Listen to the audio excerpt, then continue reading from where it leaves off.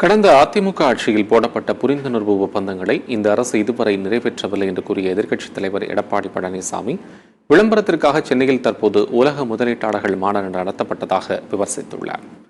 சேலத்தில் செய்தியாளர்களிடம் பேசிய எடப்பாடி பழனிசாமி சென்னை நடந்த உலக முதலீட்டாளர்கள் மாநாடு குறித்து மக்களுக்கு தெரியும் வகையில் வெள்ளை அறிக்கை வெளியிட வேண்டும் என்று வலியுறுத்தினார்.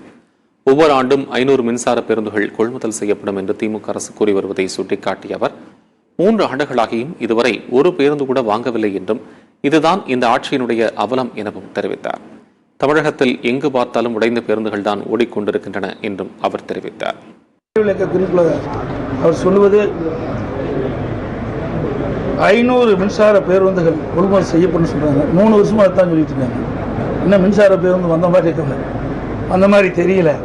அதோடு சுற்றுச்சூழலுக்கு உகந்த BS 6 3213 டீசல் பேருந்துகள் கொள்முதல் செய்வதாக அந்த கொள்கை விளக்க குறிப்பில் தொடர்ந்து 3 ஆண்டு காலமாக வெளியிட்டு இருக்காங்க.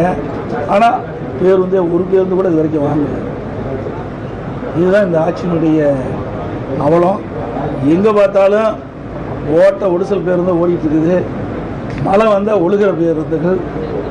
இன்றைக்கி சிவகங்கை தான் நினைக்கிறேன், இங்கே இருக்கிற ஒரு டிரைவர் அந்த பேருந்து இயக்க முடியலன்னு கலெக்டரேட்லேயே போய் நிறுத்திட்டு வந்தார்.